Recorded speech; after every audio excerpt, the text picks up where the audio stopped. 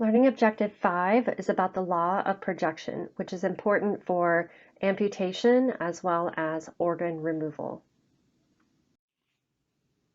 First, let's ask the question, what is phantom limb pain? Well, this is essentially a sort of pain that can be acute, come and go, or more commonly, quite common, and describes the pain experienced in a body part that is no longer present. This actually occurs, sadly, many times in amputees.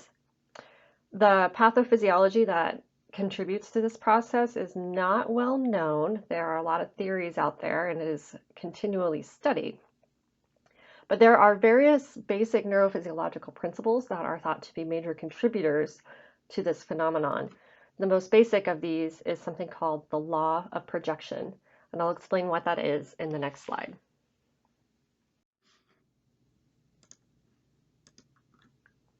Now, we know that if you stimulate a mechanoreceptor, the nerve fiber that innervates that receptor will transmit the information to the brain for interpretation of the corresponding sense of touch.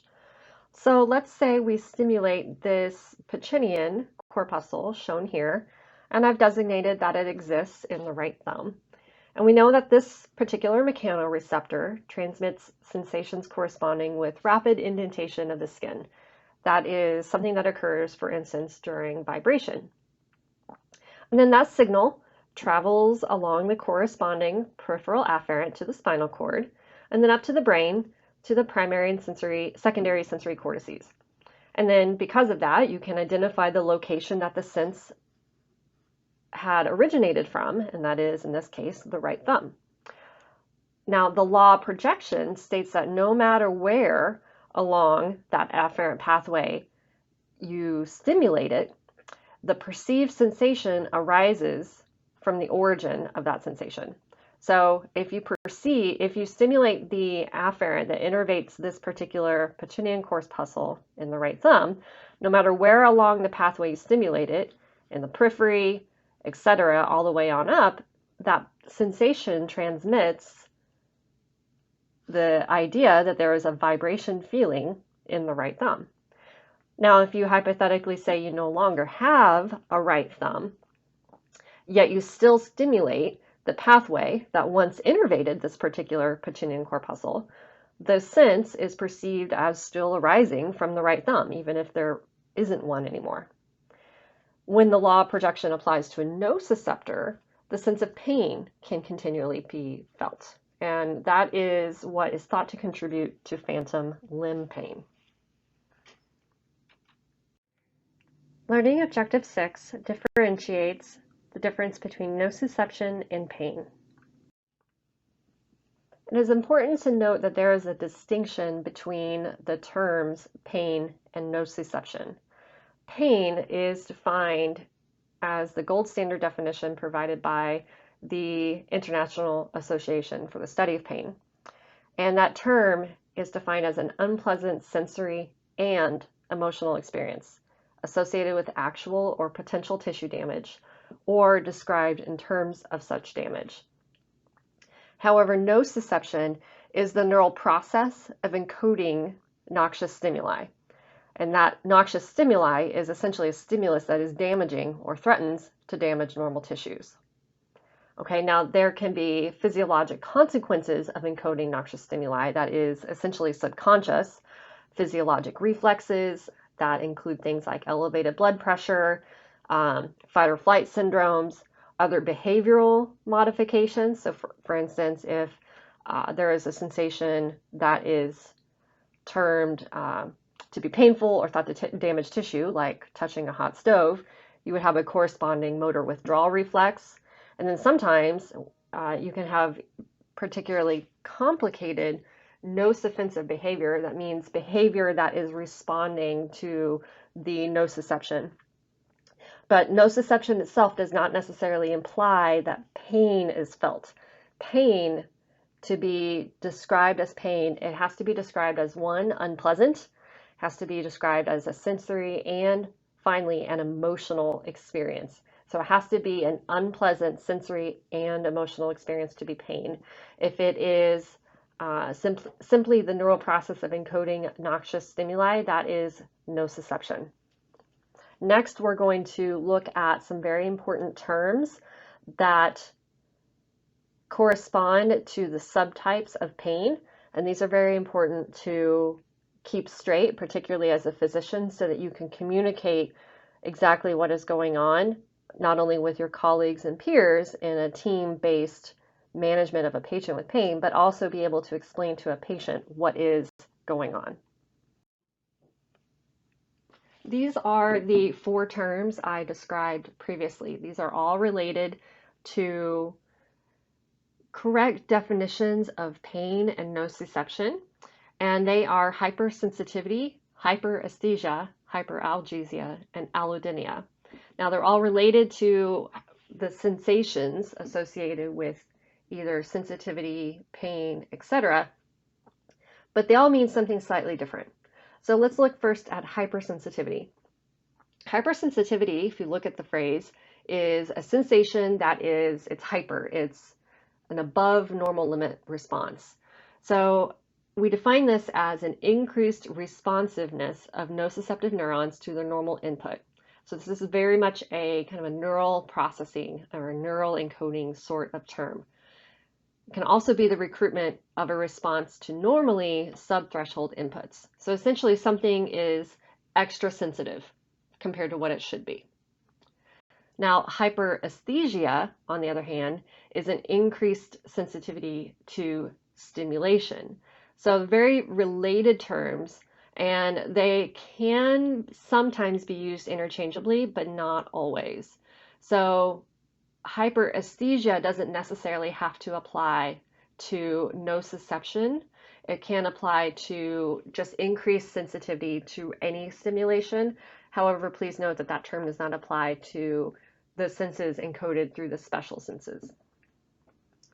Now, hyperalgesia, if anything, is closest to hypersensitivity. However, the difference here is hyperalgesia is increased pain compared from a stimulus that should invoke pain. So hypersensitivity is more about an increased nociceptive response from a stimulus, and that stimulus does not necessarily have to normally be painful. Hyperalgesia, on the other hand, is something is painful, but you have almost like a hyper pain response. So something is more painful compared to what it should be, or what would it be expected to be. Now, allodynia is a pain due to a stimulus that does not normally provoke pain. Allodynia is a very specific sort of term. If anything, it is probably the most specific out of these 4 terms.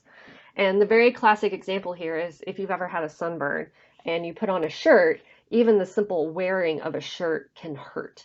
And normally that does not cause you any pain of wearing clothes or a shirt, but if you have a sunburn, then it can be very uncomfortable. That's an example of allodynia. So allodynia is pain when there should be no pain. Hyperalgesia is more pain than there should be. And then hypersensitivity is excessive sensitivity to something that shouldn't be that particular sensitive. Hyperesthesia is an increased sensitivity to a stimulation.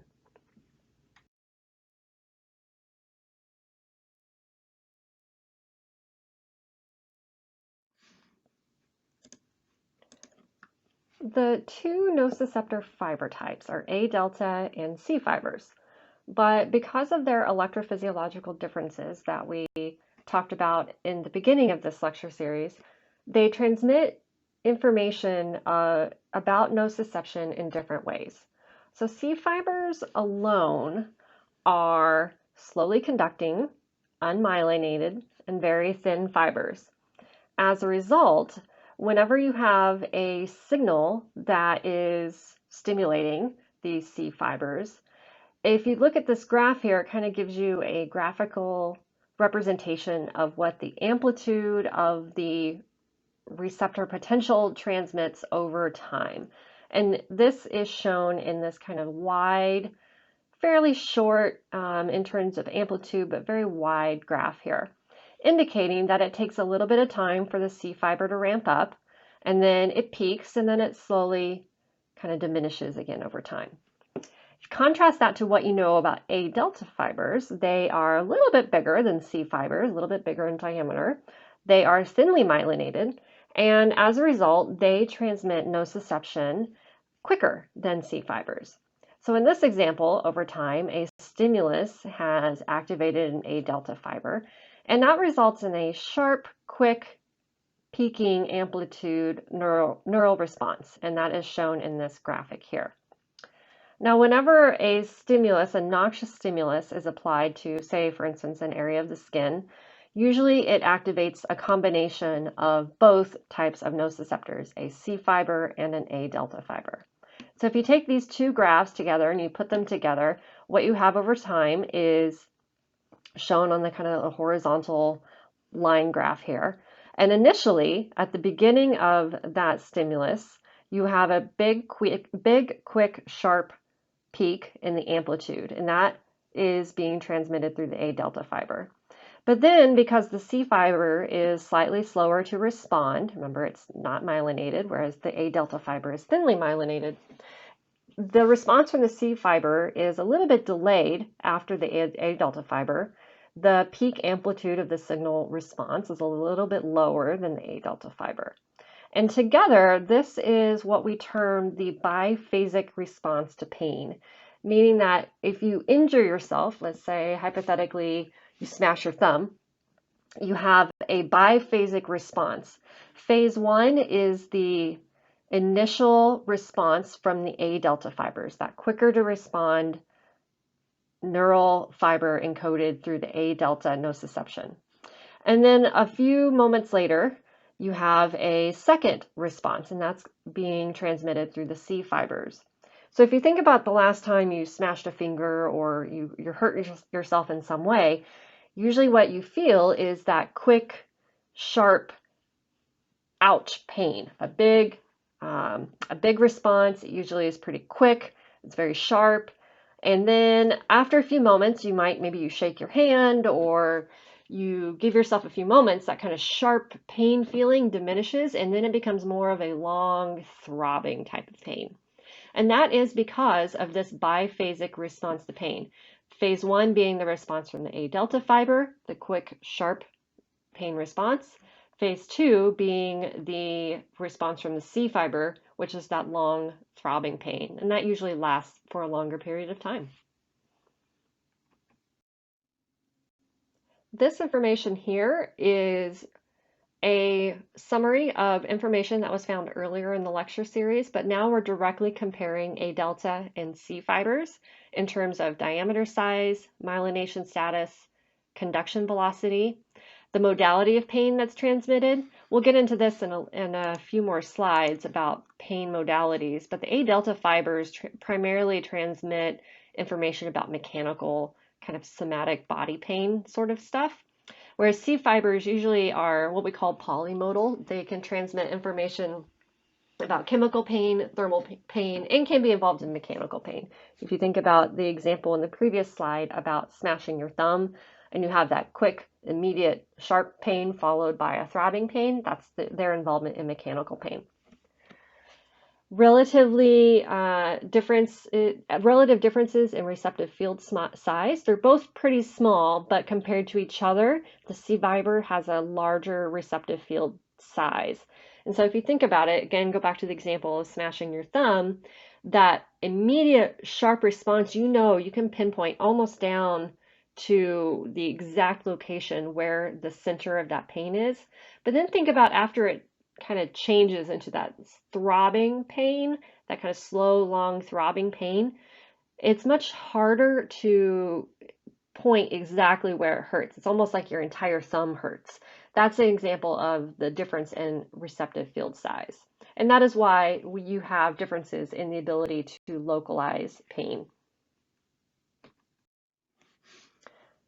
So going back to this slide, if you have a phase one and a phase two pain, this is together. This is explaining why you have a sharp pain followed by a dull throbbing pain that can last quite a while. So if you think about phase one pain, that would be described usually as sharp,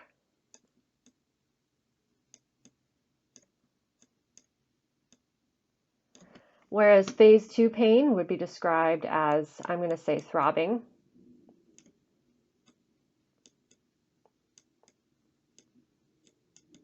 But it can also be throbbing, dull, those kind of characteristics like that. Now that concludes this particular set of the slides. Thank you for listening. Let me know if you have any questions.